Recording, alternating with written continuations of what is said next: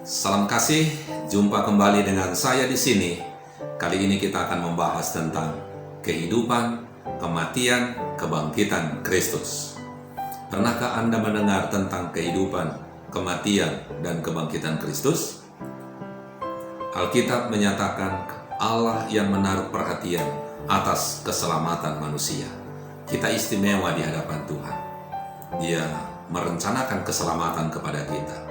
Bahkan sambutan manusia terhadap uluran keselamatan yang diberikan Allah itu pun tidaklah berasal dari makhluk manusia, melainkan dari Allah. Iman kita adalah karunia Allah.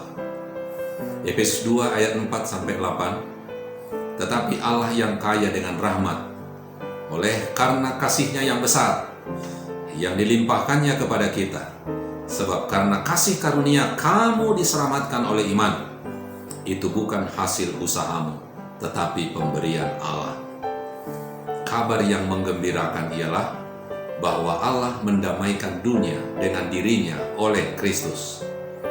Korban pendamaian Kristus di Bukit Golgota menandai titik balik dalam hubungan antara Allah dan manusia. Singkatnya, tindakan tujuan Allah mengenai perdamaian telah dilengkapi melalui pendamaian dan darah penebusan Kristus Yesus. Melalui kematiannya, Kristus merontokkan pemerintahan dosa, mengakhiri hukuman dan kutuk Taurat, dan mengadakan kehidupan kekal bagi semua orang yang bertobat. Nah, pekerjaan Kristus kini berakar pada kematian dan kebangkitan.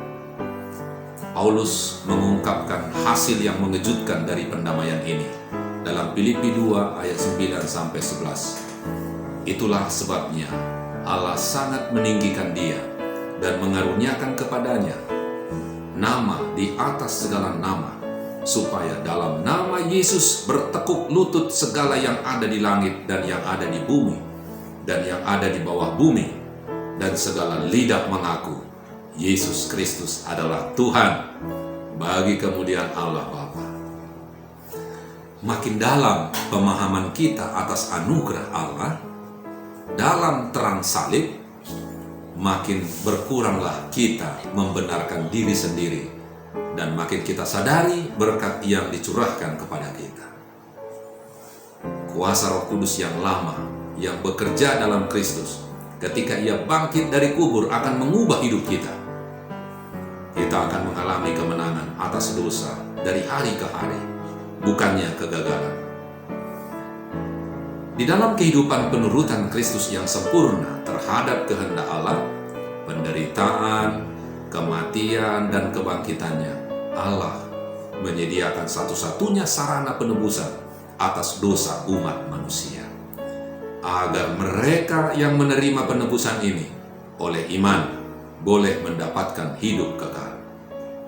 Jadi sebagai kata penutup yang boleh saya katakan bahwa marilah kita imani kehidupan, kematian, dan kebangkitan Kristus.